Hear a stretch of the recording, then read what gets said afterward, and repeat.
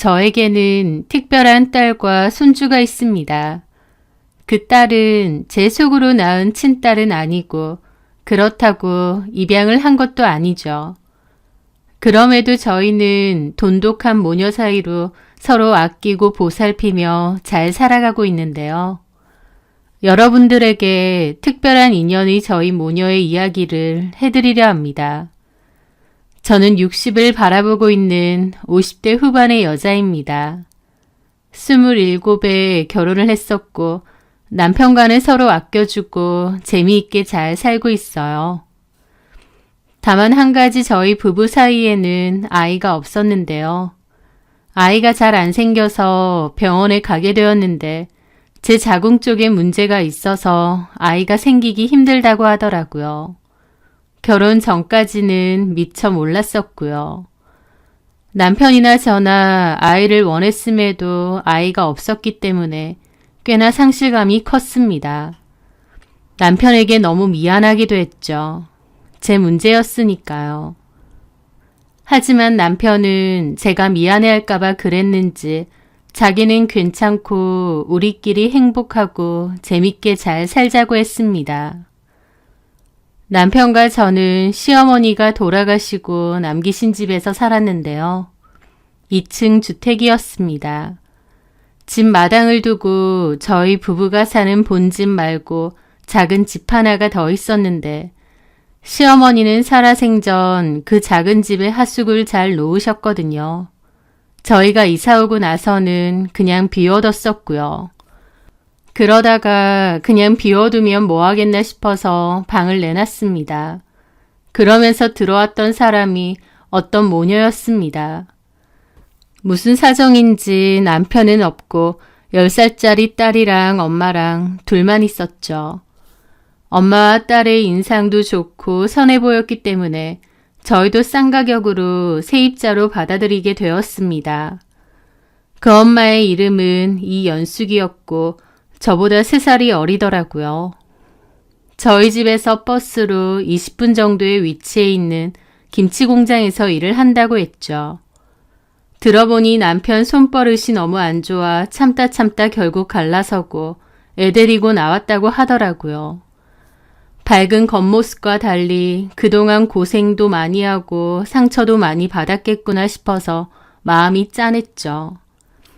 성격이 선하고 좋아서 저와 연숙이는 금세 친해졌고 언니 동생하며 가깝게 지냈습니다. 연숙이 딸 소진이는 그 근방의 초등학교로 전학을 와서 잘 다니고 있었습니다. 수줍음이 많긴 하지만 착하고 야무진 성격이었어요. 처음에는 저를 좀 어려워하더니 나중에는 편하게 저를 대했죠. 저는 자식이 없다 보니 연숙이 딸 소진이가 딸처럼 귀엽고 마음이 많이 가더라고요. 그래서 연숙이가 없을 때는 소진이를 집에 불러서 밥도 해먹이고 간식도 먹이고 같이 시장으로 장도 보러 가고 그랬습니다. 소진이를 데리고 다니면 저더러 딸이냐고 잘 묻더라고요. 저는 친구 딸이라고 웃으며 손사래를 치면서 소진이한테 우리가 닮았는지 자꾸 모녀 사이냐고 묻네. 너 싫은 거 아니지? 그러면서 장난을 쳤습니다. 그러면 소진이는 싫지 않다고 웃고 그랬고 저는 그래 친 이모라고 생각해 그러면서 웃고 말았죠. 연숙이는 제가 틈틈이 소진이를 돌봐주는 것에 너무 고마워했습니다. 연숙이는 몹시 성실하고 부지런한 성격이었어요. 여자 혼자 몸으로 아이를 키워야 되다 보니 경제적으로 힘들어하고 쪼들려 하긴 했지만 그래도 사람의 본성 자체가 밝고 긍정적이었습니다. 그렇게 거진 8년을 잘 살았어요. 연숙이는 그 사이에 돈 열심히 모아서 외곽이긴 해도 작은 아파트까지 장만을 했죠. 그 아파트가 저희 집에서는 거리가 꽤 됐습니다. 대출이 좀 있긴 했어도 맨 땅에 헤딩이었을 텐데 얼마나 대단하고 대견했는지 모릅니다. 연숙이는 저와 남편 덕분에 그동안 좋은 집 싸게 오랫동안 잘 살았고 소진이도 잘 키웠고 작게나마 아파트도 얻어서 나간다면서 다 저희 덕분이라고 몹시 고마워하더라고요. 저는 이사를 가더라도 종종 연락하고 한 번씩 보고 살자고 했어요. 소진이도 저에게 그동안 잘 챙겨주셔서 감사하다면서 지 용돈 모아서 저한테 스카프를, 저희 남편한테는 손수건을 사줬습니다. 뭘 이런 걸 다 사왔나 싶으면서도 너무 기특하더라고요.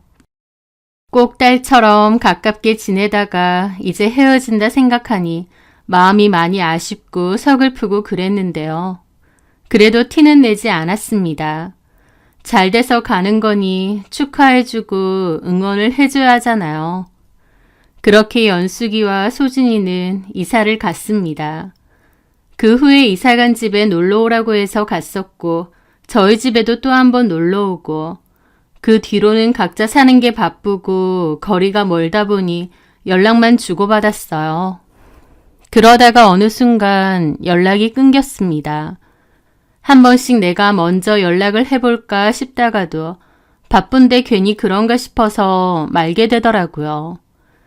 그렇게 시간이 많이 흐르고 나중에 제가 한번 연숙이에게 연락을 했었어요. 궁금하고 보고 싶더라고요. 그런데 모르는 사람이 전화를 받는 겁니다.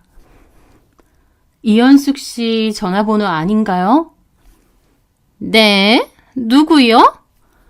아, 이연숙 씨. 아닙니다. 번호 바뀌었어요.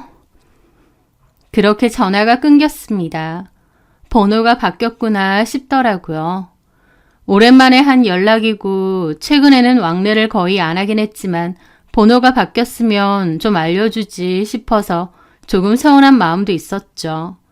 그래도 8년이나 한 집에 같이 살았던 사이니까요. 그렇게 연숙이와 소진이는 제 기억 속에서 묻어두고 살았는데 어느 날이었어요. 저는 집에서 설거지를 하고 있는데 누가 초인종을 누르더라고요. 누구냐고 하고 나가봤는데 뜻밖에도 거기 소진이가 서 있는 겁니다. 연숙이 딸 소진이가요. 안녕하세요, 이모. 저 기억하세요? 어머, 소진아. 잘 지내셨죠? 갑자기 찾아와서 죄송해요. 저는 너무 놀랐죠. 그때가 이사 가고 나서 거의 10년 만에 보는 거였거든요. 갑자기 저희 집에 찾아온 거였죠. 그리고 소진이의 품에는 아이도 하나 있었습니다. 세상에, 소진이 너 결혼했어? 예. 아우 세상에, 얼른 들어와라 일단. 그렇게 저는 갑자기 찾아온 소진이를 집 안으로 들여보냈습니다. 소진이는 주스를 건네더라고요. 갑자기 오느라. 빈손으로 와도 되지 뭘 이런 걸 사와 무겁게. 애도 있는데. 약소해요. 얼른 앉아. 밥은 먹었니? 아, 그냥 아침 대충 먹었어요. 지금 시간이 몇 시인데 아침 먹고 말았어. 잠깐만 있어봐라. 괜찮아요, 이모. 어차피 나도 먹어야 돼. 좀 있어봐라. 밥 먹을 시간은 되니? 네. 그럼 있어봐라. 그렇게 저는 주방에서 부랴부랴 밥을 준비했고 소진이는 아이랑 놀아주고 있더라고요. 아무 연락도 없이 갑자기 찾아온 거였고 무슨 의도가 있는지도 몰랐지만 그래도 반갑더라고요. 그렇게 저는 밥을 내왔습니다. 그런데 아이 때문에 밥을 제대로 못 먹더라고요. 그래서 제가 아이를 봐주고 소진이더러 편히 밥을 먹으라고 했죠. 소진이는 괜찮다고 극구 사양했는데 저는 아기 안아본 지도 오래라고 얼른 식사하라고 했습니다. 엄마 품에서 떨어져 나오니 아이도 초반에는 좀 울다가 토닥토닥 달래주니 나중에는 제 품에서 새근새근 잠도 자더라고요. 그렇게 소진이가 밥을 다 먹고 이불 깔아서 아이도 눕혔습니다. 그리고 물어봤죠. 언제 결혼하고 아이도 낳은 거야? 왜 결혼할 때 나한테 연락도 안 했니? 죄송해요. 몇 년 전에 전화했는데 너네 엄마 번호도 바뀌었더라. 그 말에 소진이는 바닥만 지그시 바라보더라고요. 그러더니 실은 엄마 돌아가셨어요. 뭐라고? 퇴근길에 차에 치여서 병원에서 한 일주일 정도 있다가 돌아가셨거든요. 저는 엄마가 나으실 줄 알았어요. 병원에서도 희망적인 말을 해줬는데 갑자기 안 좋아지시더니 돌아가셨어요. 그때 너무 경황도 없었고요. 또 사고 당하면서 엄마 핸드폰이 아예 형체도 없이 부서졌거든요. 그래서 주변에 연락도 제대로 못하고 먼 친척들 도움받아서 급하게 치렀어요. 저는 생각지도 못한 말에 입을 막았습니다. 연숙이가 죽었다니 너무 놀랐죠. 아니, 세상에 이런 일이. 아휴, 그래서 연락이 안 됐던 거구나. 네, 저도 이모 번호는 몰라서 따로 연락 못 드렸어요. 그럴 경황이 없기도 했고요. 엄마가 너무 하루아침에 돌아가신 거라서 너무 슬프기도 하고 뭘 어떻게 해야 할지도 모르겠고. 아휴, 네가 얼마나 힘들었을 거야, 세상에. 저는 너무 가슴이 아팠습니다. 폭력적인 남편 피해 애 데리고 나왔던 연숙이 야무지고 똑부러지게 돈 모아서 소진이랑 살 아파트까지 마련해서 이사 갔는데 하루아침에 그런 비극적인 일을 당했다니요. 그 기구한 운명이 눈물이 나고 가슴이 답답하더라고요. 한 번씩 이모 생각 났거든요. 여기서 살면서 이모네 집 맨날 놀러가고 이모가 저 밥 차려주고 비 오는 날엔 부침개 부쳐주고 같이 장 보러 다니고 그랬잖아요. 그랬지. 너 결혼은 언제 한 거니? 작년에 했어요. 남편 될 사람은 뭐 하는 사람이고? 배 타는 사람이에요. 그래서 자주는 못 봐요. 그렇구나. 시부모님이랑 같이 살아요. 시부모님이랑 같이 살아? 네. 잘들 해주셔? 제 물음에 소진이는 잠깐 무슨 생각을 하더니 이내 웃으며 고개를 끄덕였습니다. 네. 그렇구나. 아휴, 그 어린 게 다 커가지고 시집가고 애기도 있고 기특하다. 연숙이도 살아있었으면 얼마나 좋아할 거야. 그렇죠. 이 근처에 왔다가 이모 생각 나는 거예요. 연락처가 없어서 미리 연락하고 올 수도 없고 집에 안 계실까 싶으면서도 일단 무작정 와봤어요. 다행히 계셨네요. 잘했어, 잘했어. 나야 뭐 특별한 일 없으면 집에 있지. 앞으로도 종종 와. 친정이라고 생각하고. 사실 여기가 친정이나 다름없지 뭐. 여기서 컸는데. 그 말에 소진이는 웃더라고요. 그런데 그 웃음이 묘하게 지쳐 보이고 힘들어 보이는 겁니다. 저한테 별다른 말은 안 하는데 뭔가 지쳐 보이더라고요. 시부모님이랑 같이 사는 건 괜찮니? 네, 잘해주세요. 근데 왜 같이 살아? 따로 안 살고. 아, 남편이 걱정된다고 해서요. 자기가 집에 잘 없다 보니까. 그래. 네, 잘해주세요. 그나저나 이모 오랜만에 뵈니까 참 좋네요. 나도 너 오랜만에 보니까 좋다. 참, 이모, 연락처 좀 주세요. 한 번씩 안부 연락 드려도 되죠? 되고 말고 그냥 여기를 친정으로 생각하라니까. 연락하고 싶으면 아무 때고 하고 오고 싶으면 아무 때나 와도 돼. 알았지? 감사해요. 감사하기엔. 그렇게 저는 소진이에게 연락처를 주었습니다. 오랫동안 못한 이야기를 좀 나누려는데 소진이는 전화가 왔다며 잠깐 전화를 받으러 나가더라고요. 방에서 통화해도 되는데. 아니에요. 잠깐만 나가서 통화하고 올게요. 그러더니 불이 나게 나가는 겁니다. 그렇게 소진이가 나가고 제가 아이를 보고 있는데 아이가 깨서 울더라고요. 엄마 찾으면서요. 저는 아이를 안고 소진이를 찾으러 대문 밖으로 나가보는데 소진이가 대문 앞 전봇대에서 쩔쩔매는 얼굴로 전화를 받고 있는 겁니다. 금방 들어갈게요 라는 얘기를 얼핏 들었던 것 같았죠. 제가 어리둥절하게 보고 있으니 소진이가 통화를 끝내고 나오다가 저를 보더라고요. 지아 깼어요? 엄마 찾아서 데리고 나왔다. 누구? 시어머니? 예, 저 이제 가봐야겠어요.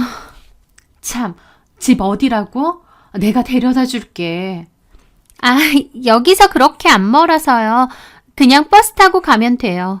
애 안고 무슨 버스? 있어봐. 그렇게 저는 차키를 들고 나왔고 소진이를 태워다 줬습니다. 소진이 시댁은 저희 동네에서 차로 15분 정도면 가는 곳이더라고요. 가깝네. 종종 놀러와. 네. 그렇게 저는 소진이네 집에 도착해서 같이 내렸습니다. 감사해요, 이모. 잘 들어가고. 그런데 저 멀리서 누가 저와 소진이를 쳐다보고 있는 겁니다.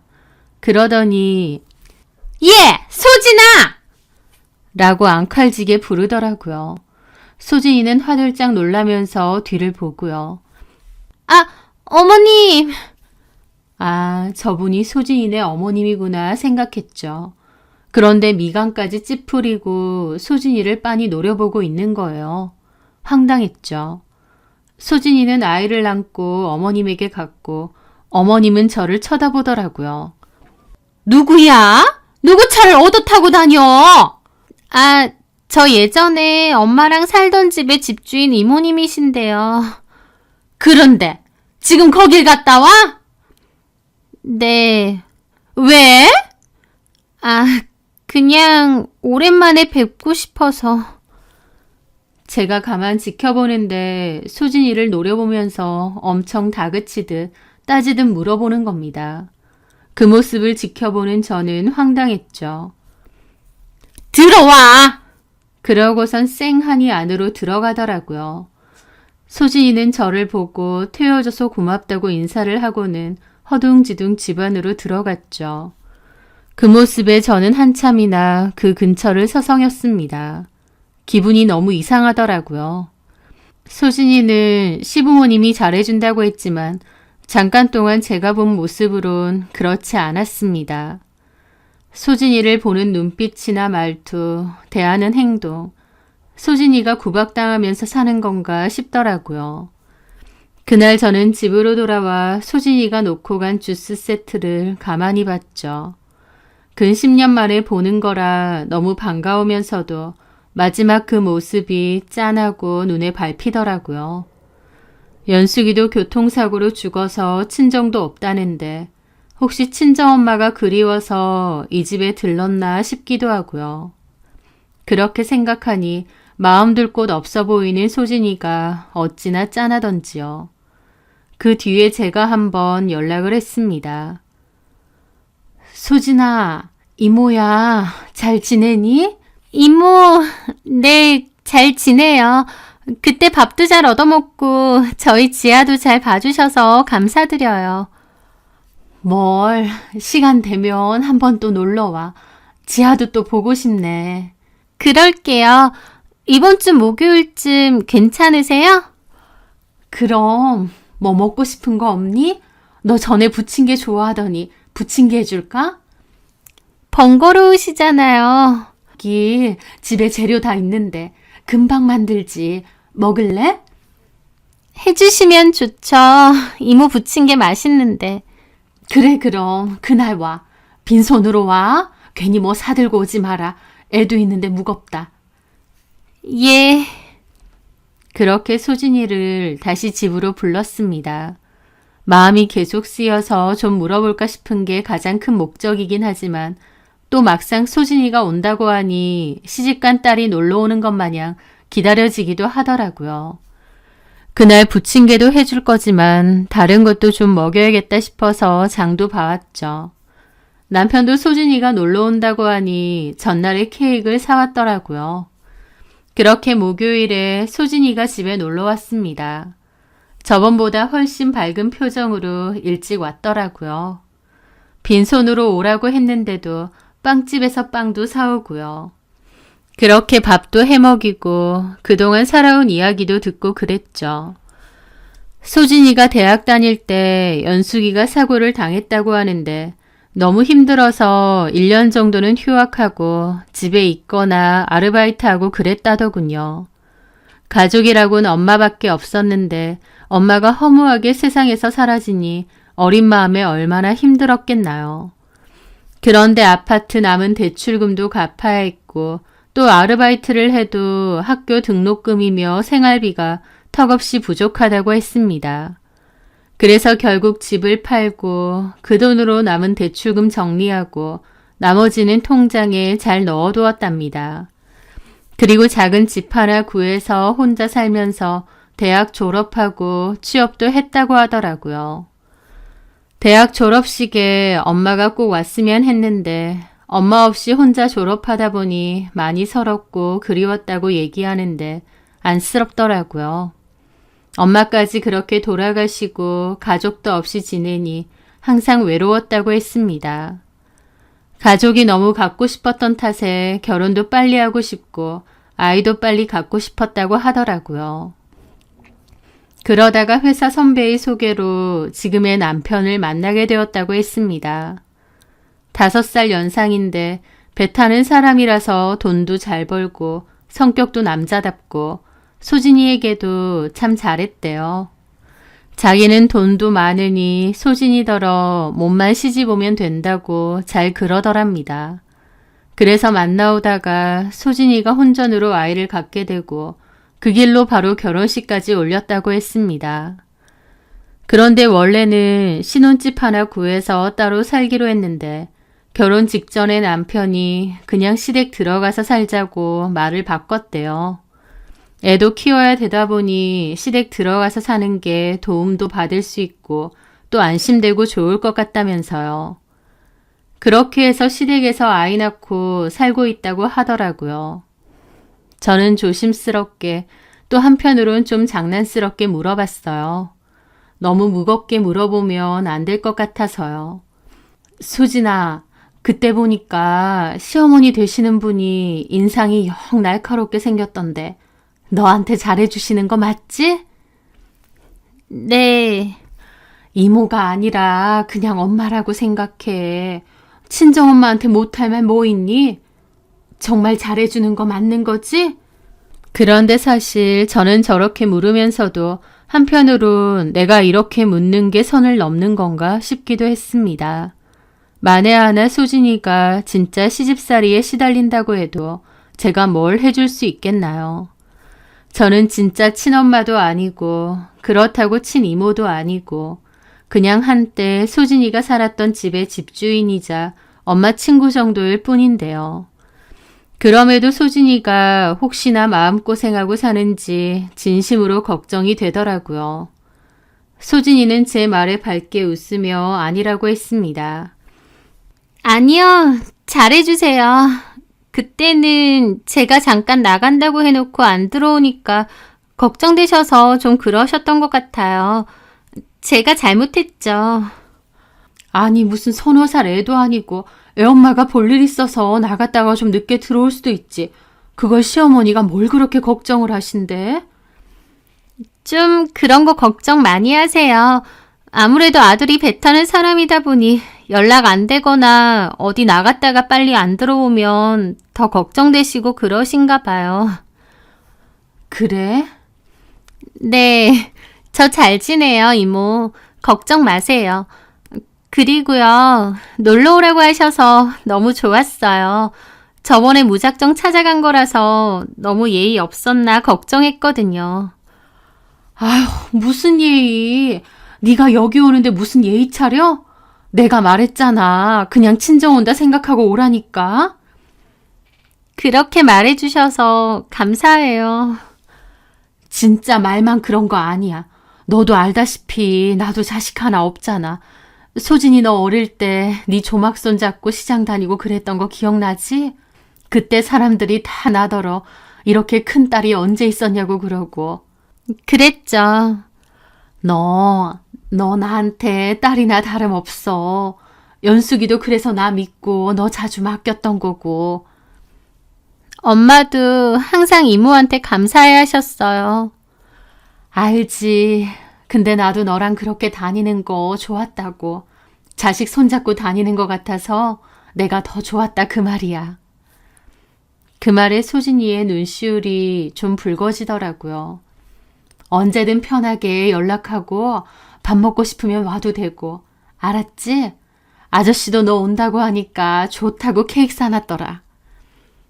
아저씨한테도 늘 감사해요.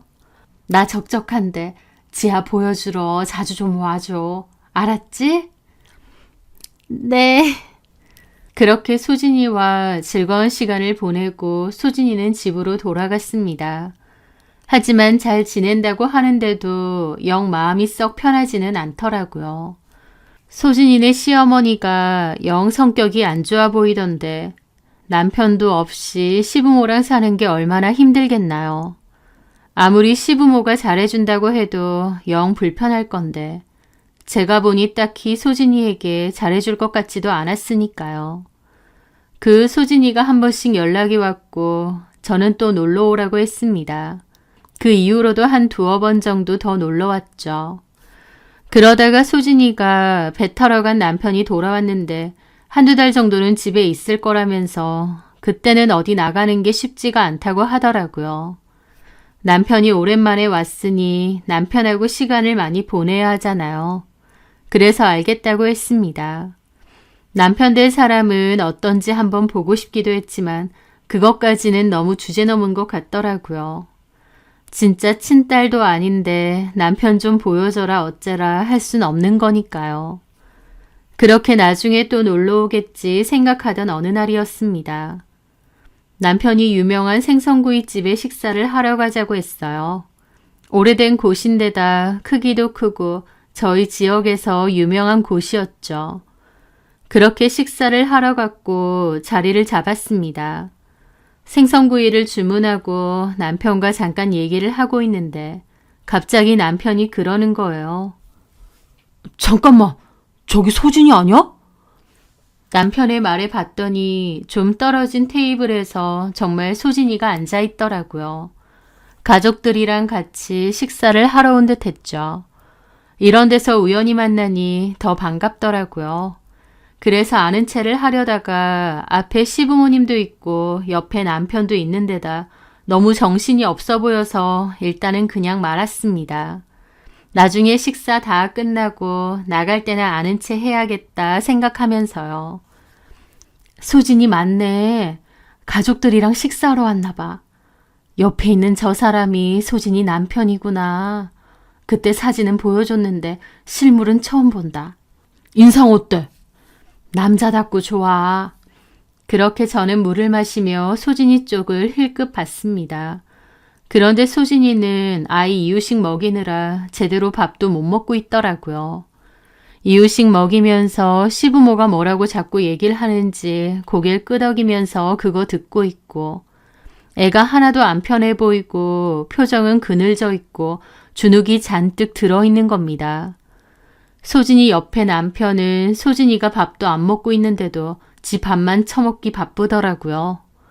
그 시부모는 반찬 부족하거나 뭐가 필요하면 소진이한테 시키는 듯 했습니다. 소진이는 애 달래가면서 밥 먹이고 시부모가 뭐 달라고 하면 시키고 챙기고 정신없어 보이더라고요. 그걸 보는데 너무 기분이 속상하고 짠한 겁니다. 애가 급하게 밥을 먹는데 생선도 잘 못 먹고 정신없어 보이더라고요. 소진이는 깡 말랐는데 옆에 있는 남편은 투실투실 살이 쪄서 더 얄미워 보이더라고요. 소진이는 정신이 없어 보이고 짬날 때마다 급하게 밥을 우겨 먹더라고요. 소진이 쟤는 밥을 저렇게 급하게 먹어, 체하게. 그래? 애 챙기느라 정신이 없나 보네. 그렇게 저희 메뉴가 나왔고 식사를 했습니다. 그런데 그때였어요. 소진이 시모가 뭐가 마음에 안 드는지 소진이한테 뭐라고 하는 겁니다. 소진이는 쩔쩔매면서 변명을 하고요. 소진이 시모는 남들르는 의식도 않는지 막 뭐라고 따지는 것 같았고 뭘 잘못했길래 저렇게 며느리를 잡나 싶어서 황당해서 쳐다보고 있었죠. 그런데 갑자기 시모가 뭐라고 하더니 소진이 쪽으로 먹다 남은 생선을 소진이 얼굴 쪽으로 확 던지는 겁니다. 저도 그 모습에 너무 놀랐죠. 소진이가 가까스로 피해서 생선을 맞지는 않았고 생선 반토막은 바닥에 떨어졌습니다. 그런데 더 충격적인 건 시모가 생선을 집어던지면 보통 사람들은 너무 놀라고 기함할 텐데 소진이는 을에 있는 일인 것 마냥 벌떡 일어나더니 바닥에 앉아 생선을 줍고 치우는 거예요. 저와 남편은 그 모습을 보고 너무 놀라 벙쪄 있었습니다. 시어머니가 이 사람 많은 식당에서 그 난동을 피우는데 소진이가 익숙하다는 듯 또 당연하다는 듯 놀라지도 않고 바닥에서 떨어진 생선 줍고 휴지로 닦고 정리를 하는 모습이요. 그리고는 다시 자리에 앉아서 지네 시모 눈치를 막 보는데 그 순간 제 눈이 뒤집히더라고요. 어따 대고 생선을 던져 저 막대 먹은 여편네가 싶은 겁니다. 저는 자리에서 벌떡 일어났고 남편도 깜짝 놀라더라고요. 저 여편네가 미쳤나? 여보, 어디가? 저는 바로 그 자리로 갔습니다. 그 시모는 그때까지도 소진이한테 삿대질하면서 이녀나 저녀나 하는 거예요. 지금 뭐라고 했어요? 제가 갑자기 나타나니 소진이도 놀라더라고요. 이모! 제가 눈을 부라리며 거기 서 있으니 소진이네 시부모가 황당한 얼굴로 보고 있더라고요. 누구야 이 사람아? 이모? 야, 너 이모 있어? 소진이는 당황해서 일어나더라고요. 이모가 여길 어떻게... 저는 열받아서 따졌습니다. 지금 소진이 얼굴에 생선 집어던졌어? 당신 누군데? 나 소진이 이모다. 왜? 무슨 이모? 얘가 이모가 어딨어? 너 말해봐라. 이모 없다며. 저기 멀리 사는 삼촌인가 하나 있다며. 가만히 있어봐. 아, 저번에 얘 데려다 줬던 그 아줌마네. 당신 친이모도 아니잖아. 뭐야 이 아줌마는. 왜 남의 집 일에 관여해? 그래, 나 친이모 아니다. 그래도 소진이한테는 엄마라 다름없는 사람이야. 당신 지금 소진이 얼굴에 생선 던졌지? 미쳤어? 어디 사람 얼굴에다가 먹던 생선을 던져? 이 못 베어 처먹은 인간아. 뭐가 어째? 이 여자가 미쳤나? 그리고 네가 소진이 남편이야? 예. 너 병신이야? 와이프가 얼굴에 생선 처먹고 있는데 너 가만히 있어? 네 밥만 처먹으면 다야? 아니 누구신데 이러세요? 소진이 얘도 집에선 귀중한 자식이야. 어따 대고 귀중한 자식은 무슨 부모도 없는 고아 주제에. 뭐야?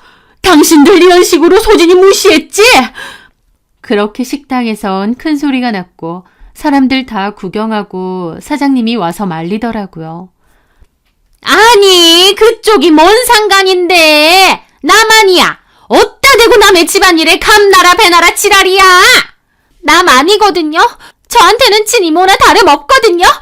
소진이가 갑자기 눈이 돌아서 따지더라고요. 이게 미쳤나? 어따 대고. 야, 너 미쳤어? 그래, 미쳤다. 너네 엄마 아빠랑 살다 보니 제정신으로 못 살겠다. 왜? 뭐? 그러면서 소진이 남편이 갑자기 위협하듯이 딱 일어서는 겁니다. 저희 남편도 달려와서 막아섰죠. 저희 남편이 나이는 있어도 왕년에 유도했던 사람이라 키나 덩치가 엄청 크거든요. 인상도 무섭고요. 그런데 저희 남편이 막아서니 소진이 남편도 움찔하더군요. 아저씨는 또 뭐예요? 뭐야 이것들은 다. 야, 김소진. 뭐 하는 거야? 너 집에서 쫓겨날래? 쫓겨날래 같은 소리 안 해. 얘 소진아, 너 이따위 집구석에서 이런 꼴 당하면서 살았어? 이렇게 살면 안 되지. 네가 왜? 네가 뭐가 아쉬워?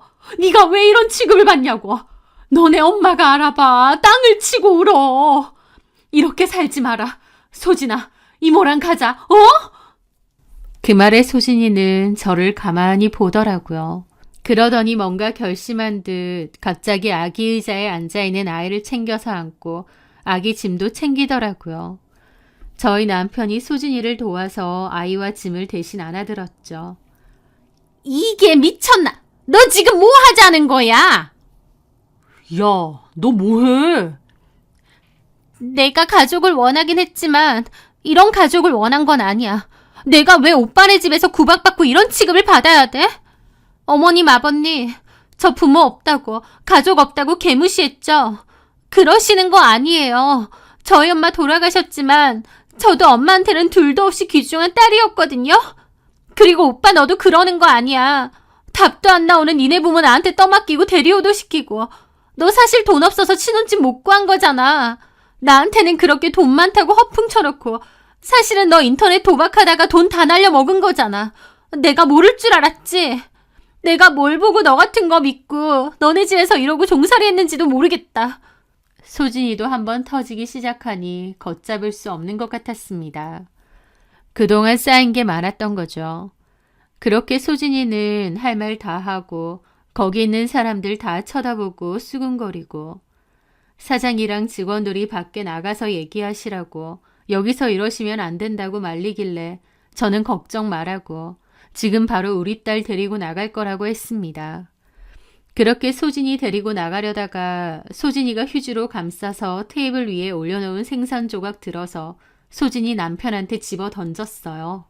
어디다 던져, 어디다! 그리고 저와 남편은 그 집 식구들 있는 힘껏 노려보고 소진이를 데리고 나갔습니다. 소진이네 부모는 뒤에서 욕하고 너는 이혼당하는 줄 알라느니 난리가 났는데 어쨌든 그 순간은 도저히 참을 수가 없었습니다. 그렇게 소진이 데리고 나와서 집으로 갔고 소진이는 펑펑 울면서 그동안 고생한 얘기 하더라고요. 외로워서 가족 만들고 싶어하는 소진이었는데 소진이네 남편이 같이 가족 만들어서 행복하고 단란하게 잘 살자고 자기가 배 타면서 돈 많이 벌어서 그걸로 집도 사놓고 했으니 거기서 새 식구 살자고 그랬답니다. 그래서 혼전 임신으로 아이도 갖고 결혼도 했는데 결혼식 직전에 말을 바꾸더래요. 시부모님 밑에서 살자면서요. 처음에는 돈 없다는 소리도 안 했는데 소진이가 몰래 알아보니 인터넷 도박인가 뭔가에 빠져서 모아놓은 돈 다 날려먹은 거랍니다. 소진이 입장에선 결혼도 코앞이고 애도 있고 하니 결혼을 강행했는데 결혼하고 보니 그 시부모가 소진이를 엄청 구박했대요. 부모도 없고 친정도 없다면서 걸핏하면 무시하고요. 임신한 애한테 집안일 시키고 부모도 없는 거 우리가 믿지는 결혼이라고 구박하고 얼마나 마음고생이 심했던지 오히려 임신을 했는데도 살이 빠지더랍니다. 그 시부모란 작자들이 애를 하도 구박하고 자존감을 깔아뭉개니까 소진이는 위축되고 어디서 말도 못하고 기댈 곳도 없고 그렇게 살았나 보더라고요. 시모가 걸핏하면 지 기분 나쁘다고 손이 잡히는 거 잘 집어던지고 그렇게 집어던지면 소진이가 정리하고 그랬답니다. 그날 생선 집어던지는 시모의 모습이 한두 번이 아니었던 거죠.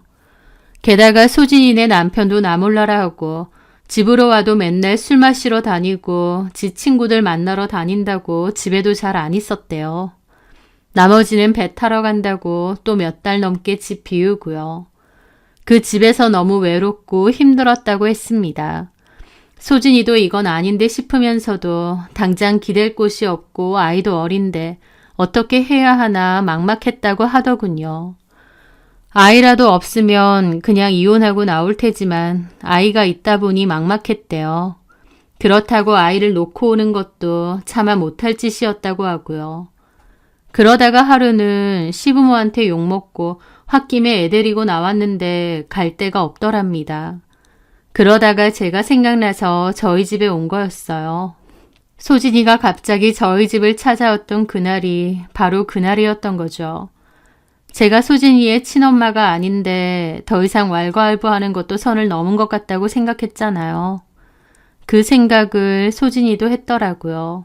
제가 친엄마도 아니고 하물며 친이모도 아닌데 자기가 이런 식으로 기대도 되나 싶더랍니다. 그런데 제가 계속 친정처럼 생각하고 놀러 오라고 하고 힘든 일 있으면 연락하라고 그랬더니 저한테 심적으로 의지를 많이 했다고 하더라고요. 그러던 도중 그 생선가게에서 그 일이 생겨난 거였고요. 저는 너무 선을 넘은 건가 싶었지만 오히려 소진이는 저한테 고맙다고 자기도 그렇게 박차고 나오고 싶었는데 용기가 없었다고 하더라고요. 저는 서럽게 우는 소진이를 꼭 안아주었습니다. 그리고 그런 집에서 그런 취급받으며 살지 말라고 지낼 곳, 기댈 곳 필요하면 우리 집이 있지 않느냐고 그랬죠. 제가 도와준다고요. 소진이는 감사하다면서 자기도 더 이상 그 집에서 살고 싶지 않다고 도와달라고 하더라고요. 그렇게 소진이는 아이와 함께 저희 집에서 지내면서 이혼 소송을 했습니다. 다행히 소진이가 이혼을 생각은 계속했기에 시부모가 폭언하는 걸 틈틈이 녹음도 해놨더라고요. 시부모의 폭언과 갑질 및 남편의 습관적인 도박을 이혼 사유로 이혼 소송도 걸었고 위자료 소송도 걸었습니다. 제가 옆에서 제일 마냥 열심히 도와주었죠. 한 8개월 정도 걸린 것 같고 그간 잘 모아둔 증거 덕분에 위자료 받고 이혼도 무사히 하게 되었습니다. 소진이는 소송 기간 도중 저희 집에서 지냈습니다. 예전에 소진이가 엄마랑 살던 그 집에서 아이랑 같이 살았죠. 그러면서 자기가 따로 들고 있던 전세금을 저희한테 주더라고요. 저는 필요 없다고 이건 네 돈이니 다른 사람한테 함부로 주지 말라고 그랬습니다. 그렇게 소진이는 저희 집에서 1년가량 지냈고 아이도 어린이집에 보내고 일을 시작하려고 하더라고요. 하지만 상황상 취업이 어려웠는데 소진이는 들고 있는 돈을 미천 삼아서 케이크 제작을 한다고 배우러 다니더니 저희 집 앞에서 작은 사무실 하나를 빌려 케이크 제작하고 파는 일을 하더라고요. 주문 제작용 케이크라고 하던데 생일이나 돌잔치, 환갑잔치 등 다양하게 쓰이더라고요. 애가 손재주가 좋아서 예쁘게 잘 만들었고 인터넷으로도 주문이 많이 들어오고 직접 와서 사는 사람도 많은지 늘 바쁘더라고요. 저도 틈틈이 가서 포장하고 그러는 건 도와주었죠. 그걸로 생각보다 돈도 잘 벌더라고요. 돈 번 걸로 저랑 남편 선물도 잘 사주고 맛있는 것도 많이 사주고 저랑 남편은 자식도 없는데 효도를 받는 기분이 들어서 너무 고마웠습니다. 그리고 어느 날 저와 남편에게 풍성한 카네이션과 용돈 풍선을 만들어 와서 선물로 주는 겁니다. 저와 남편은 우리가 이런 걸 어떻게 받느냐고 놀랐는데 소진이는 저와 남편에게 늘 감사하다며 두 분은 어떻게 생각하실지 몰라도 자기한테 두 분은 돌아가신 엄마처럼 부모님 같은 느낌이라고 하더라고요. 돌아갈 곳이 없어서 그 수모를 겪고 있을 때 자기 손을 잡고 그 식당을 뛰쳐나갔을 때 그때 얼마나 든든하고 벅찼는지 모른다고 그리고 그 후로도 이렇게 도와주고 힘이 돼주는 게 얼마나 감사한지 모른다고 울먹이더라고요. 그 모습에 남편과 저도 눈시울을 붉혔습니다. 그리고 너만 괜찮다면 부모 자식 사이처럼 이렇게 지내자고 했습니다. 저희는 평생 자식이 없어서 한편으론 아쉬운 마음이 컸는데 그 자리를 소진이가 많이 채워주더라고요. 저희는 혈연으로 이어진 관계는 아니지만 서로를 아끼고 위하고 보살피는 마음만은 부모 자식과 다를 게 없었거든요. 그렇게 저와 남편은 소진이와 지아를 마음으로 저희 딸과 손녀로 품게 되었습니다. 소진이는 손끝이 야무지고 생활력이 강해서 일도 열심히 잘하고 사업 규모도 금세 늘리더라고요. 일도 열심히 하지만 저희한테도 참 잘했습니다. 시간이 흘러 우연히 소진이네 전 시댁 식구와 전 남편에 대해서 들었는데 도박은 손을 잘라도 계속 한다는 말이 있죠. 소진이네 전 남편이 그 인터넷 도박인가 뭔가 못 끊고 계속 하다가 기어코 전 시댁 집까지 경매 넘어갔다고 하더라고요. 그 따위로 살면서 남의 집 귀한 딸 데려다가 그 구박과 무시를 했다니 생각할수록 어이가 없고 분통이 찹니다. 물론 이제는 다 지난 일이겠지만요. 제 속으로 낳은 친딸도 아니고 친척 누군가의 딸도 아니지만요. 누가 뭐라 해도 저에게 소진이는 제 딸이고 지아는 제 손녀입니다. 소진이도 저를 그렇게 여기고요. 자식이 있으면 어떤 느낌인지 평생 모르고 살 줄 알았는데 소진이를 통해 많이 알게 되는 것 같습니다. 소진이 하는 일 더 잘 되고 서로서로 다독여주고 힘이 될 수 있는 그런 가족으로 앞으로도 잘 지내려 합니다. 제 사연 들어주셔서 감사합니다.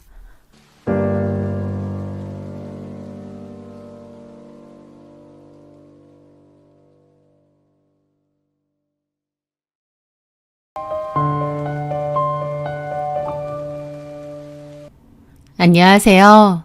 저는 시댁도 시어머니도 없다고 생각하며 살고 있는 30대 부산 여자입니다. 시댁과 시어머니가 진짜 없는 건 아니고 여러 사건들을 계기로 완전히 인연을 끊게 되었어요.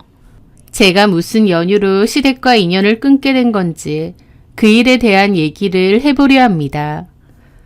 저는 생선을 판매하는 쇼핑몰과 가게를 동시에 운영하고 있는데요. 저희 부모님이 오랫동안 시장에서 생선 가게를 운영하셨습니다. 저는 어렸을 때부터 부모님 가게에서 일을 종종 도왔기 때문에 나름의 생선에 관한 지식과 판매 노하우도 있었죠. 그러다가 대학 졸업 후 원하던 회사에 취업이 안 됐고 그 김에 취업 대신 제가 자신 있던 분야로 사업을 해보자고 생각을 바꿨죠. 저희 부모님은 가게만 운영하셨다면 저는 생선들을 진공 포장 후 집에서 먹기 편하게끔 판매하는 쇼핑몰 사업을 병행했습니다. 동네에서 인근 사람들을 상대로 장사를 하는 것보다 온라인으로 판매를 하는 거다 보니 매출은 훨씬 좋았습니다. 저는 아예 저희 부모님의 생선 가게를 브랜딩화 시켜서 분점을 하나 더 내고 그 분점과 쇼핑몰은 제가 전담해서 운영하고 있습니다. 쇼핑몰은 생선 가게 한쪽에 사무실을 두고 있는데 저 말고도 직원이 2명 더 있고요. 저는 그 일이 자랑스럽고 보람됩니다. 저희 부모님도 젊은 사람이라 다르다며 이렇게 사업을 확장시킨 저를 칭찬해 주셨고요. 그러던 어느 날이었습니다. 저는 우연히 저희 동네에서 고등학교 때 친했던 남자인 친구를 만나게 되었어요. 같은 동네 살아서 고등학교 때는 제법 친했던 친구인데 그 친구가 서울로 대학을 가게 되면서부터 어느 순간 연락이 끊어지고 멀어졌던 사이였죠. 그런데 동네에서 우연히 다시 만나게 된 것이었습니다. 그 친구는 서울에서 대학 졸업 후 은행에 다니다가 그만뒀고 부산에 다시 내려와 은행에 재취업을 했다고 했습니다. 그러면서 자기 명함을 주었죠. 그 친구의 이름은 준수이고 고등학교 때도 인물이나 성격이 좋은 편이었는데 나이 들어서 보니 더 멋져졌더라고요. 멀끔한 정장 차림이었고요. 명함을 받았으니 저도 명함을 하나 건넸습니다. 준수는 제 명함을 꼼꼼히 보더라고요. 와, 사업하는 거야? 사업이라고 하기도 그래. 우리 생선가게 한쪽에 조그마한 사무실 운영하는 거지 뭐. 야, 그게 사업이지. 너 대단하다. 멋진데? 그 말에 저도 그냥 멋쩍게 웃었습니다. 다음에 만나자는 말을 하고 헤어졌어요. 그런데 서로 명함도 주고받았지만 사실 또 만날 거라고 생각하지는 않았습니다. 예전에야 친했지만 고등학교 졸업한 지 10년이 넘기도 했고 서로 명함 주고받고 가벼운 인사치레 정도 하는 거라 생각했거든요. 그런데 그 후 준수에게서 갑자기 연락이 왔습니다. 제가 시간 되면 한번 보자고 하면서요. 그렇게 만나서 커피를 한잔하게 되었어요. 준수는 일 때문에 저희 가게 근처에 올 일이 자주 있을 것 같은데 오면 한 번씩 연락해도 되느냐 물었고 저는 친구인데 편하게 연락하라고 그랬죠. 그날 이후 준수는 꽤나 자주 연락이 왔고 저도 스케줄이 맞으면 종종 보게 되었습니다. 그냥 친구 사이니까 편하게 보는 거라 생각했지만 남들이 보기에는 데이트하는 것처럼 보였겠죠. 하지만 저는 의문이 들었던 게 준수가 인물도 괜찮고 학교도 서울에서 나온 데다 메이저 은행에서 근무하고 있었거든요. 또 준수 아버지는 중소기업 사장님이셔서 예전에는 집안도 유복했던 걸로 알고 있고요. 한마디로 조건이 꽤 괜찮은 남자였습니다. 다만 아버지는 5년 전쯤에 병으로 돌아가셨다고 했고 그러면서 가세가 좀 많이 기울었다고는 하더라고요. 하여튼 그런 애였는데 준수가 저를 이성적으로 볼 거라고는 생각 못했습니다. 뭐 하나 빠질 것 없는 남자이다 보니 저를 이성적으로 좋아할까? 라는 생각이 컸는데 저는 외모도 평범하고 또 말이 좋아 쇼핑몰 CEO지 생선가게를 운영하니까요.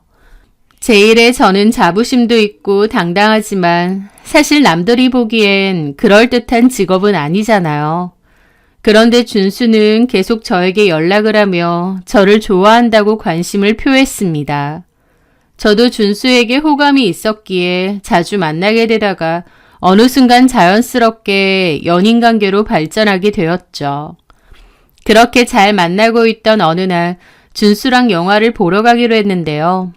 영화관이 준수네 집 바로 근처였거든요. 그런데 자기 집에 저한테 주려고 한 선물이 있는데 깜빡하고 안 들고 왔다며 잠깐만 들렀다가 가자고 하더라고요. 준수는 형이 있는데 형은 결혼해서 따로 살고 준수는 어머님이랑 둘이서 살고 있다고 했습니다. 그 아파트는 좀 오래됐어도 평수가 제법 크고 지역 유지들이 많이 사는 아파트였는데요. 아버님 사업 망했다더니 그래도 좋은 데 사는구나 생각했습니다. 그렇게 도착 후 준수는 잠시만 기다리라며 올라갔고 저는 1층 공동현관 입구 근처에서 기다리고 있었죠. 그리고 잠시 후 준수가 엘리베이터를 타고 내려서 저에게 다가오는데 누군가 제 뒤통수에서 준수를 부르더라고요. 준수야! 고개를 돌려보니 다름 아닌 준수 어머님이셨습니다. 저는 놀라서 인사를 꾸벅 드렸어요. 생각지도 못하게 만난 거라 좀 당황스럽더라고요. 준수는 어머님께 저를 여자친구라고 소개했습니다. 그런데 어머님은 공교롭게 저를 알아보시더라고요. 혹시 생선가게 하지 않아요? 부모님이랑. 네? 아, 맞습니다. 맞죠? 나 거기 한 번씩 가는데 낯이 익어서 보니까 거기서 일하는 그 딸이네. 그러시더라고요. 어머님이 손님으로서 저희 부모님 가게에 자주 가셨다고 했고 저도 봤다고 했습니다. 제가 생선가게집 딸이 맞다고 하니 어머님 표정이 좀 굳으시더라고요. 근데 여자친구라니? 우리 아들이랑 사겨요? 어떻게? 나랑 미소랑 같은 고등학교 나왔거든요. 원래 친구였다가 사귀게 됐죠. 그러니 전혀 몰랐네. 너 여기 내려오고 나서 만난 거라 그 말이야? 그쵸. 어머님은 떨떠름한 표정을 지으시더라고요. 엄마, 우린 그럼 가볼게요. 영화 시간 다 돼서. 그래라 그럼. 저는 어머님께 인사를 드렸습니다. 어머니 먼저 가보겠습니다. 다음에 인사드릴 땐 선물이라도 꼭 사올게요. 그런데 제 말에 어머님은 뭔 소리를 하냐는 듯이 저를 쳐다보시더라고요. 그 눈빛이 너무 차갑고 냉랭해서 저도 좀 당황했습니다. 엄마, 인사하잖아요. 그럼 조심히 가요. 그리고 바로 돌아서서 가시더라고요. 짧은 순간이지만 제가 마음에 안 드신 것만은 분명했습니다. 준수도 느꼈는지 가는 내내 제 눈치를 보고 엄마가 원래 좀 냉랭하게 말하는 성격이라며 이해해달라고 쩔쩔 매더라고요. 저는 괜찮다고 갑자기 만나서 서로 놀랐다고 하고 말았지만 제가 눈치가 없는 것도 아니고 기분은 좀 속상했죠. 그리고 준수가 저에게 말은 안 했지만 저랑 헤어지라고 하신 모양이었어요. 왜냐면 어머님이 저에게 따로 연락을 하셔서 헤어짐을 종용하시기도 했거든요. 준수가 이제 결혼 정년기라서 결혼할 만한 여자를 만나야 되는데 연애한다고 허송세월 보내면 안 되지 않느냐고 하시는 겁니다. 저는 결혼 상대로 아예 엄두에 없다는 듯이 말하시는 거죠. 저는 그런 상황을 드라마에서나 봤는데 실제로 당해보면 기분이 말도 못합니다. 정말 비참하고 화나고 서글프더라고요. 어머님 말씀이 아버님 돌아가시고 가세가 좀 기운 건 맞지만 그래도 한때 돈도 꽤 있고 괜찮았던 집안이라며 집안 사람들의 수준에 대해서 얘기하시는 겁니다. 첫째 며느리는 첼리스트이고 며느리의 부모님은 교수라고 했습니다. 또 준수네 형도 유학파 출신의 연구원이라고 했고요. 준수도 명문대 출신인데다 은행에서 일하고 있고 다들 그럴듯한 직업을 갖고 있는데 저는 생선가게 집 딸에 본인도 생선가게 하지 않느냐며 그런 제가 이 집과 어울리겠느냐 하시는 겁니다. 저는 어머님 말이 너무 기분이 나빠서 무슨 말씀이신지 잘 알겠다고 했고 준수에게도 바로 헤어지겠다고 했습니다.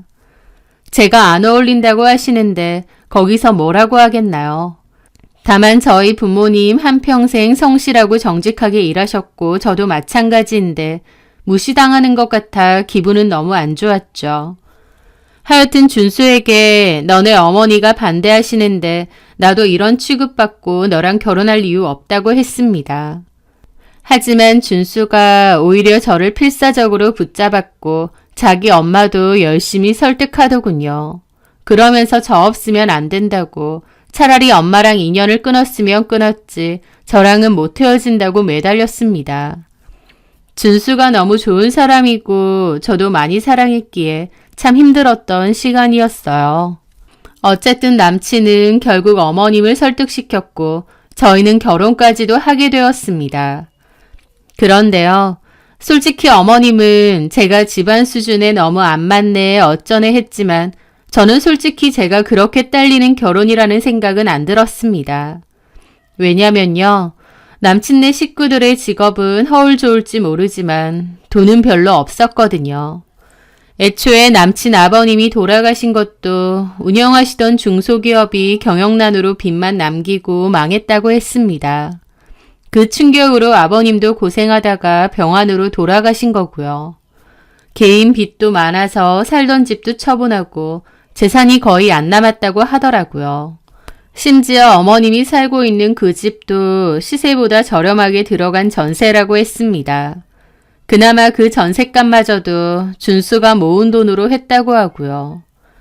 또 아주버님은 대기업 연구원이긴 하지만 주식에 상당히 큰 돈을 날려서 돈이 별로 없다고 했습니다.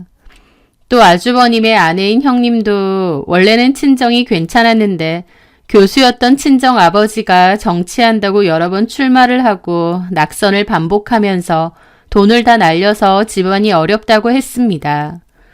형님도 말은 첼리스트지만 어디 소속도 아니고 프리랜서인데다 일도 간간히 있어서 돈이 거의 안 된다고 했고요. 하여튼 어디서 말하기에는 다들 그럴듯하지만 톡 까놓고 실속은 별로 없었습니다. 반면 저는 생선가게 한다고는 하지만 매출도 상당하고 저희 부모님도 살고 계신 집 외에도 다른 집 한 채가 더 있고 현금 자산도 꽤 되시거든요.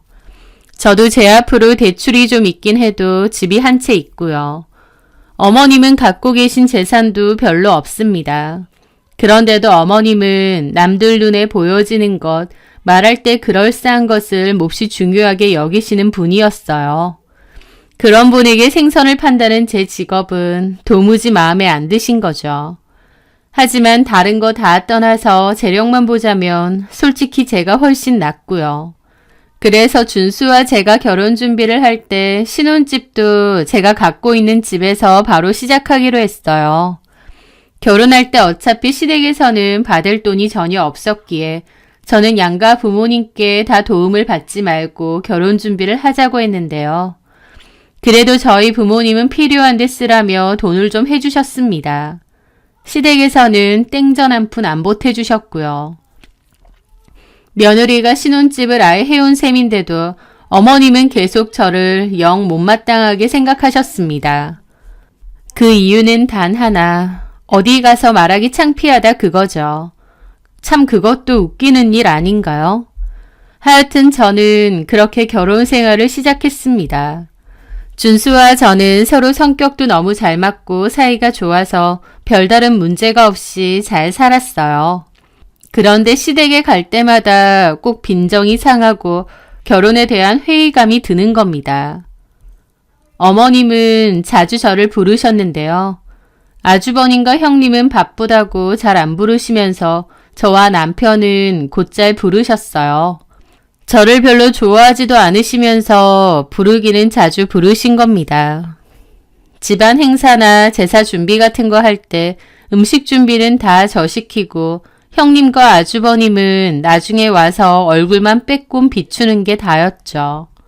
어머님은 의도적으로 힘들고 고된 일은 다 저한테 넘기고 형님 손에는 물 한 방울 안 묻히려고 하시는 것 같았습니다. 사실 형님은 시댁에 와도 늘 퉁명스러운 얼굴이고 어머님에게 잘 보이려고 노력도 거의 안 했어요. 오히려 형님이 어머님에게 불만이 많았죠. 시댁이 돈도 없고 도움되는 것도 없다면서요. 그러면서 은근하게 어머님을 무시했는데도 희한하게 어머님은 형님을 좋아하시고 자랑스러워 하셨습니다. 형님네 아버님이 대학 교수고 형님은 첼리스트라면서 우아하고 있어 보이는 며느리를 자랑하는 걸 좋아하셨죠. 어머님은 늘 자기는 고상하고 우아한 게 좋다는 말도 자주 하셨는데 형님이 그런 어머님의 니즈에 맞는 며느리였던 겁니다. 며느리인 형님을 좋아하신다는데 다 좋죠. 하지만 문제는 마치 저는 없는 사람처럼 지우고 싶어 하시는 거였습니다. 어머님은 모임도 많고 친구들도 많으셨는데 얘기를 가만 들어보면 큰며느리 자랑, 아들 자랑은 하는데 제 얘기는 의도적으로 안 하시더라고요. 한 번은 다 같이 집 근처에 식사를 하러 갔다가 돌아가신 아버님의 친구분을 만났거든요. 어머님이 인사를 드렸고 저와 남편도 인사를 드렸죠. 아버님 친구분이 저를 보시더니 준수랑 결혼한 둘째 며느리죠? 인상 참 좋네. 그때 첫째 며느리는 악기 연주한다고 했는데. 첼로요. 맞아. 기억나요. 결혼식에서도 켰던 것 같은데. 그랬죠. 둘째 며느리는 뭐 한다고 했더라? 그 말에 어머님이 어색한 표정으로 그러시더라고요. 집에 있어요. 가정주부. 라고 대놓고 저렇게 거짓말을 하시는 겁니다. 둘째 며느리는 생선가게를 운영한다는 말을 곧 죽어도 하기 싫으신 모양이었죠. 어머님의 그런 행동들은 다 저에게 상처로 남았습니다. 저도 장사를 하면서 어른들 만날 일이 많고 보통 어른들은 제가 싹싹하고 성격이 좋다며 저를 좋아하셨습니다. 저도 기본적으로 어른분들에게 어색함 없이 잘하려고 하고요. 그래서 어머님이 저를 탐탁치 않아 하실지언정 저는 그래도 어머님에게도 잘하고 싶었습니다. 그래서 더더욱 어머님이 오라고 하시면 가고 이런저런 선물도 해드리고 몸에 좋은 건강식품 챙겨드리고 제 딴에는 애살 있게 노력을 한 거였어요. 어머님과 잘 지내려고요.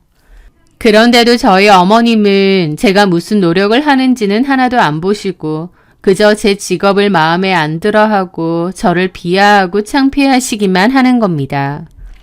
처음에는 저도 결혼 반대하시다가 허락해 주신 거니 그만큼 잘해야겠다는 생각에 노력했는데 그런 일이 차츰 쌓이면서 저도 더 이상 노력하고 싶지 않더라고요. 그래서 저도 나중에는 어머님께 너무 잘하려고 나 혼자 노력할 필요는 없겠다. 그저 기본만 하자는 결심을 했습니다. 어머님은 또 그거대로 섭섭하다며 저희 남편에게 제 욕을 하고 하소연을 하셨지만요. 저보고 초반에는 잘하려고 하더니 금방 본색 드러낸다느니 그런 소리까지 하시는 것 같더라고요. 저를 좋아하지도 않으시면서 저한테 어찌나 섭섭한 게 많으신지. 저도 사람인데 마음도 안 알아주고 무시를 일삼는데 일방적인 노력을 계속하고 싶겠나요? 저희 남편도 제가 많이 노력했지만 어머님이 저를 계속 무시한다는 걸 알았기에 오히려 어머님에게 뭐라고 하고 제 편을 들었습니다. 그래도 며느리이기 때문에 기본적인 행사도 챙기고 도리도 했습니다. 한마디로 며느리로서 뭘 아예 안 한 건 아닙니다. 하여튼 그러던 어느 날이었습니다. 시댁에 집안 행사가 있어서 갔는데 어머님이 저한테 잠깐 방에 들어오라고 하시는 거예요. 왜 그러세요? 그런데 어머님이 갑자기 한쪽에 놓여져 있던 종이 가방을 저에게 주시는 겁니다. 이게 뭐예요, 어머님? 뭐겠니? 직접 봐라. 그래서 열어봤는데 거기에는 화장품 세트가 들어있었습니다. 나름 백화점에서 파는 브랜드의 화장품 기초 세트더라고요. 화장품이네요. 너 써라. 혹시 저 주시려고 산 거예요? 그래, 백화점 갔다가 너 생각나서 하나 샀다. 라는데 저는 그 말에 몹시 놀랐습니다. 결혼하고 어머님이 저에게 뭔가를 챙겨주신 것이 처음이었거든요. 그게 기분이 참 이상하더라고요. 어머님이 나를 생각해서 일부러 이걸 사오셨다는 게 감동이 들었습니다. 단순히 선물을 받아서가 아니라 저를 생각한다는 그 마음이 너무 감사했던 것 같아요. 저는 그전까지 어머님이 저를 아예 며느리 취급도 안 하고 싫어하신다고만 생각했는데 그래도 저를 생각해 주신 거니까요. 감사하긴 한데 그런데 형님이 갑자기 생각나더라고요. 며느리가 둘 있는데 저만 주시면 형님은 좀 서운하실 수도 있잖아요. 그랬더니 어머님이 그러니까 형님한테 괜한 말 하지 말고 몰래 들고 가. 그래도 얘는 기껏 생각해서 선물 사줬더니 너네 형님은 이런 거 안 사다 줘도 어련히 알아서 비싼 거 좋은 거 잘 바르고 다닌다. 그러니까 너 써. 라며 퉁명스럽게 말씀하시지만 저는 그래도 기분이 좋더라고요. 감사합니다, 어머니. 잘 쓸게요. 그래, 큰애 오기 전에 얼른 넣어둬라. 저는 제 가방 옆에 잘 놔두었습니다. 그런데 어머님이 괜히 보이게 놔두지 말라고 하면서 차라리 차에 갖다 놓으라고 하시더라고요. 그럴 거면 형님 거, 제 거 2개 사주시지 왜 굳이 제 것만 사주셔서 곤란하게 그럴까 싶기도 하지만 또 한편으론 형님 말고 저만 챙겨주신다는 기분이 나쁘진 않았습니다. 사실 여태까지는 형님만 챙겨주시고 좋아하셨는데 그 반대가 되었으니까요. 저는 알겠다고 하면서 기분 좋게 지하주차장으로 내려가고 있었습니다. 내려가는 동안에도 화장품 세트를 계속 열어봤어요. 고이 들어가 있는 화장품 세트가 너무 기분이 좋더라고요. 어머님이 그래도 내가 며느리라고 챙겨주고 싶으셨나 보다 싶고요. 어머님에게 처음으로 받은 선물이라 그 의미가 더 컸던 것 같습니다. 그런데 지하에 도착해서 차로 가는데 마침 도착한 형님과 아주버님이 저를 발견했어요. 동서! 아, 형님, 이제 오셨어요? 아주버님도 오셨어요? 왜 내려와 있어? 아, 하는데 형님이 힐끗 제 손에 들어있는 종이 가방을 보시는 겁니다. 저는 괜히 죄 지은 것 마냥 그걸 좀 숨기게 되더라고요. 아, 뭐 차에 갖다 놓을 게 있어서요. 그래? 갖다 놓고 같이 가자. 네, 잠시만요. 그렇게 저는 차에다가 화장품을 갖다 놓고 형님, 아주버님과 함께 다시 올라왔습니다. 괜히 형님에게 미안하더라고요. 화장품 세트 하나지만 그 일로 저도 다시 어머님에 대한 생각이 좀 바뀌었습니다. 그래, 어머님은 겉으로 티는 안 내시지만 그래도 나를 좀 생각하시나 보다 싶어서 좋았던 거죠. 그 후에 저는 다시 어머님을 챙겼습니다. 건강식품도 사드리고 필요하신 물건도 제가 잘 사드렸어요. 용돈도 드리고요. 그러다 보니 나중에는 어머님이 자연스럽게 홈쇼핑 보시다가 필요한 게 있으면 저한테 얘기하시고 저도 그냥 사드렸죠. 남편이 그런 거 보고 저보고 귀찮지 않냐고 엄마한테 말씀드린다면서 미안해 하더라고요. 하지만 저는 괜찮다고 이 정도도 안 하겠느냐 그랬습니다. 남들이 보기엔 고작 그 화장품 하나 받았다고 이러느냐 할 수도 있겠지만 저한테는 꽤나 큰 의미로 다가왔던 것 같아요.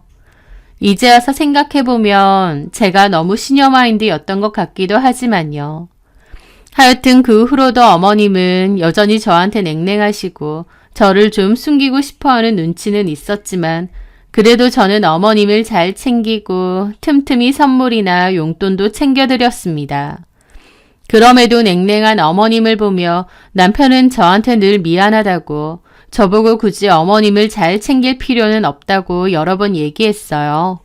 하지만 저는 남편에게 괜찮다고 언젠간 내 진심은 통할 거라고 했습니다. 그런데 그게 얼마나 바보 같은 생각인지 얼마 뒤 깨닫게 되었어요. 어느 날 어머님이 부각을 좋아하시는데 마트에서 세트로 할인을 하더라고요. 생각나서 샀고 출근하는 길에 갖다 드려야겠다고 생각했습니다. 집 앞에 도착해서 어머님께 전화를 했는데 안 받으시더라고요. 어머님은 평소에도 시끄럽다며 핸드폰 진동을 잘 해놓으셨고 그 바람에 전화를 잘 안 받으셨거든요. 의뢰에 있는 일이었기에 저도 별 생각 없이 비밀번호 누르고 어머님 댁 안으로 들어갔습니다. 그런데 현관을 보니 신발이 하나 더 있더라고요. 아마 근처에 사는 친구분이 놀러 오신 듯 했죠. 자주 놀러 오시는 분이 있거든요. 안방에서 두 분이서 대화를 나누시는 것 같았죠. 제가 현관문 열고 들어왔음에도 아예 모르고 대화를 하시는 것 같았습니다. 저는 인기척을 하려는데 문득 어머님 말씀에 걸음을 멈췄습니다. 아휴, 좋겠다. 너는 며느리가 학교 선생님이라서 여자 직업 학교 선생님이면 딱 좋지 뭐. 너도 좋지 뭘 그래? 그때 보니까 너네 둘째 며느리가 엄청 싹싹하고 잘하는 것 같더만. 그리고 이것도 둘째 며느리가 사준 거라며. 시장 바닥에서 생선 팔고 장사하는 앤데 오죽 넉살 좋고 비위 잘 맞출까.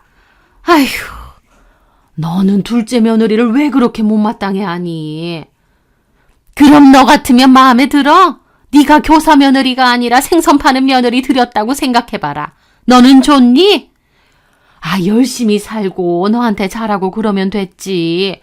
솔직히 내 보기엔 너네 첫째 며느리보다 훨씬 낫더만. 너네 첫째 걔는 맨날 뚱한 얼굴에 생전 잘 오지도 않고 연락도 잘 안 한다며. 보니까 손 하나 까딱 안 하는 것 같더만.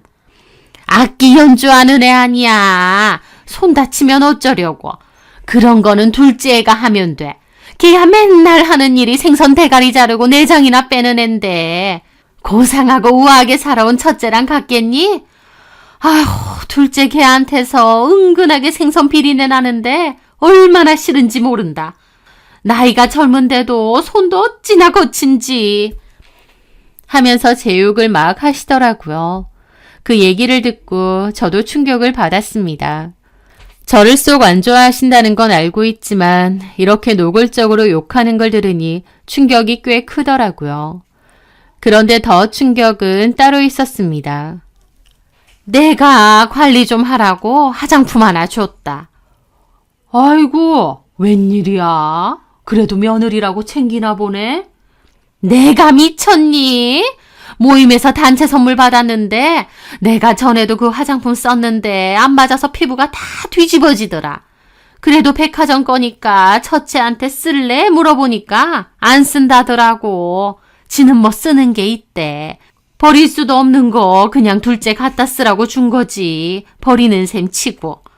백화점에서 샀다고 뻥치니까 좋아하더라고. 걔는 아무거나 던져줘도 좋아해. 너도 참 못됐다. 너 안 쓰는 거를 그런 식으로 샀다고 하고 거짓말하고 주면 돼? 내가 뭘 못돼? 그것도 좋다쿠나 챙겨가더만. 그럼 됐지. 아휴, 하여튼 마음에 안 들어. 저번에 파크 골프 모임 갔었잖아. 거기서 누가 우리 둘째 며느리 생선가게 갔다고 나한테 그러는데 내가 어찌나 쪽팔리던지. 아니, 우리 집 수준에 그런 애가 가당키나 하니? 우리 준수가 어쩌다가 그런 애한테 꽂혀가지고 결혼까지 해?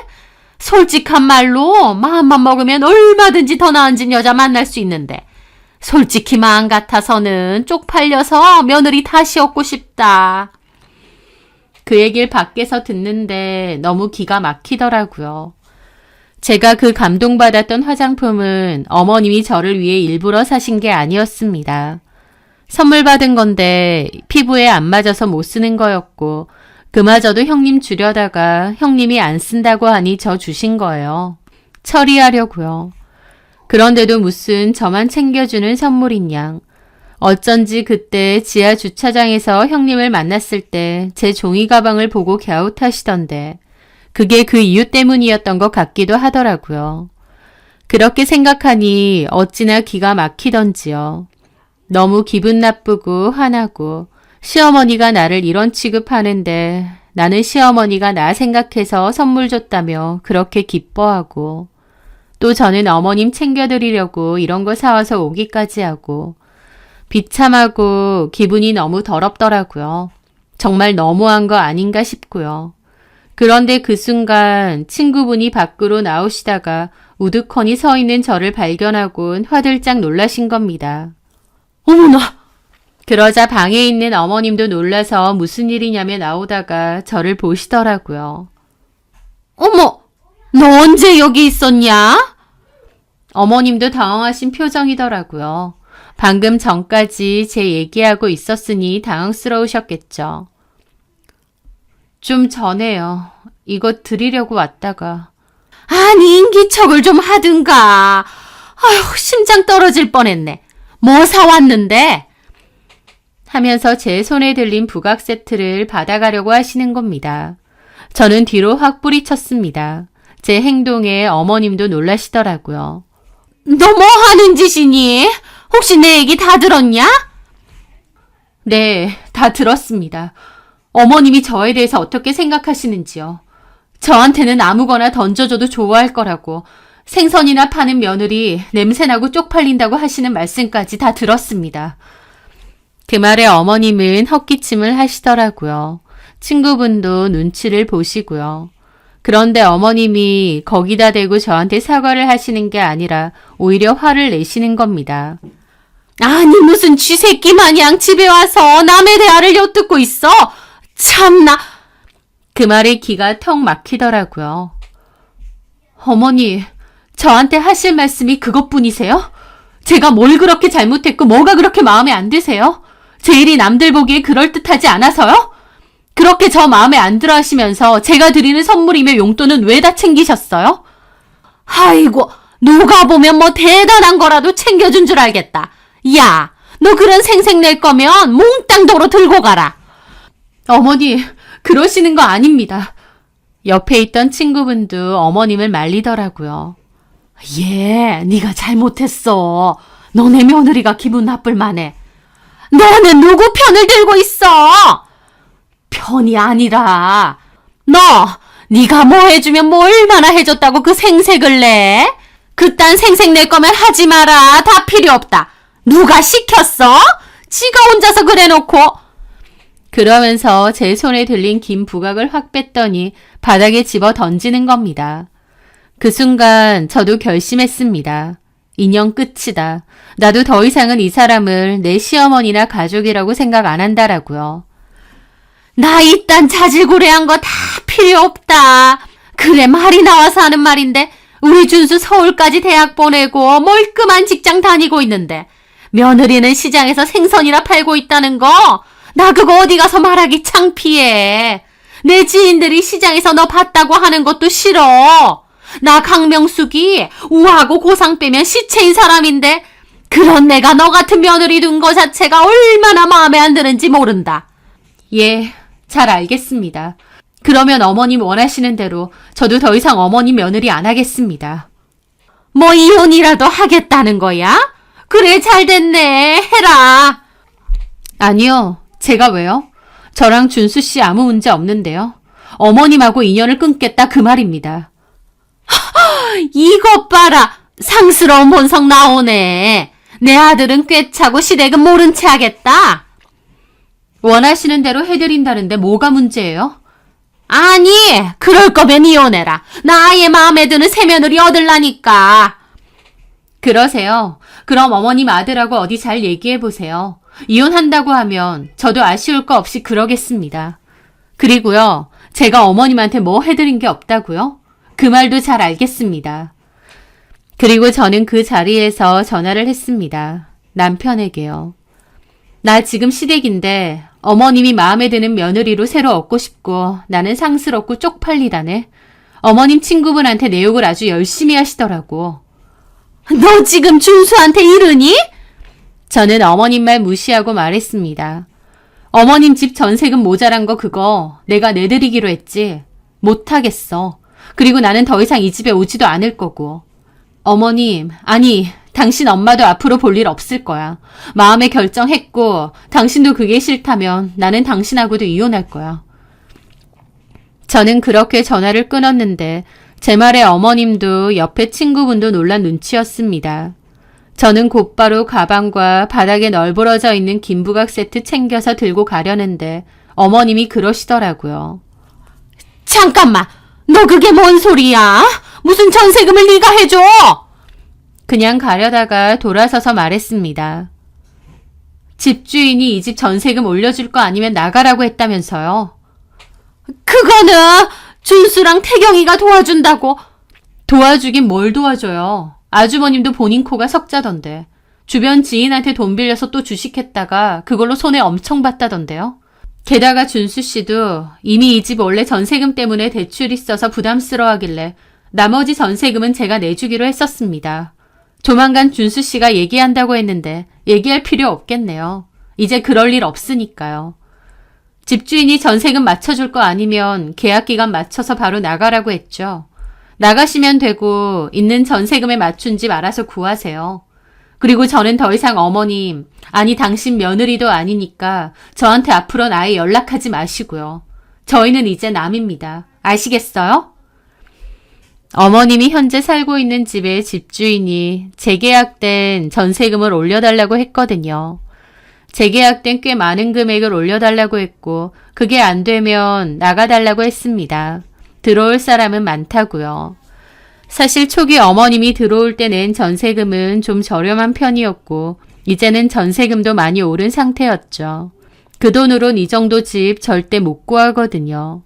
하지만 어머님은 작은 집 살기 싫다고 지금 집이 좋다고 계속 살고 싶다고 남편에게 그러셨대요.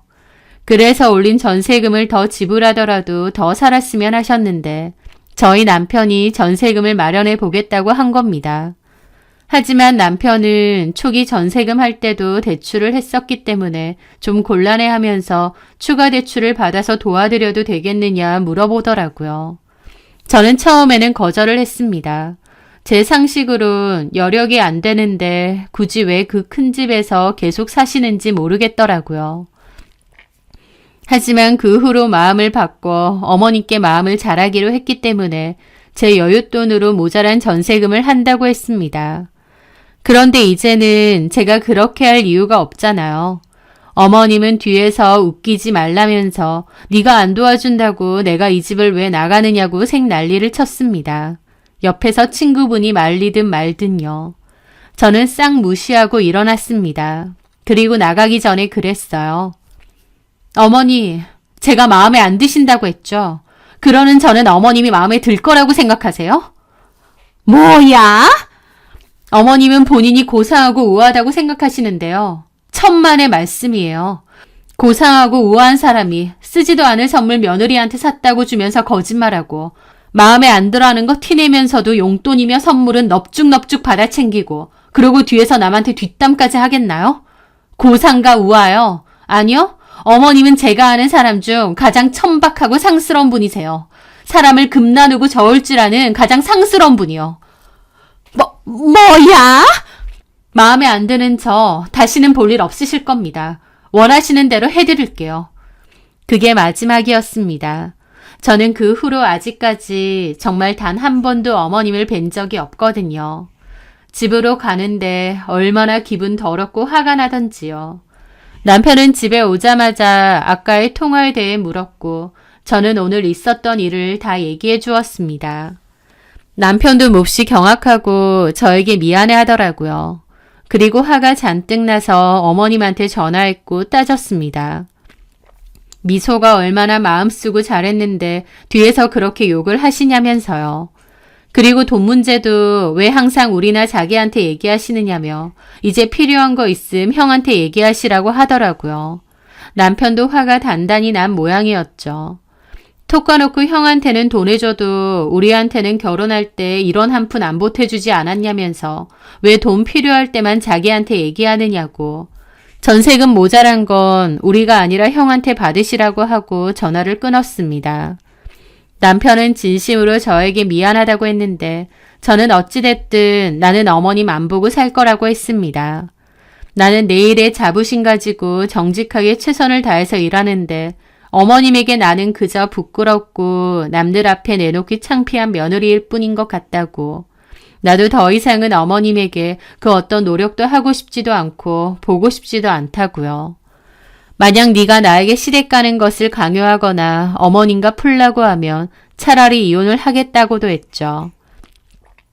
남편도 그동안 보고 느낀 게 많아서 미안하다며 더 이상 저 혼자 노력할 필요 없고 시댁 갈 필요도 없다고 얘기하더라고요. 그 후에도 남편은 다시 어머님에게 돈도 없고 못 도와드리겠다고 다시 한번 전했고 형한테 얘기해보라고 했습니다. 그랬더니 어머님도 화가 나서 남편에게 너도 둘째 며느리랑 똑같다. 네 마누라 편든다고 엄마는 보이지도 않느냐. 자식 키워봤자 다 필요 없다. 너도 더 이상 오지 마라 그러셨다네요. 큰아들한테 얘기하면 된다고 생각하셨던 것 같은데 결론적으로 아주버님도 형님도 어머님 전세금에는 이런 한 푼 보태지 않았습니다. 냉정하게 거절했다더군요. 어머님은 결국 이사를 가기로 했고 그나마 기댈 때는 둘째 아들밖에 없었는지 집 좀 구해달라고 다시 연락을 하셨어요.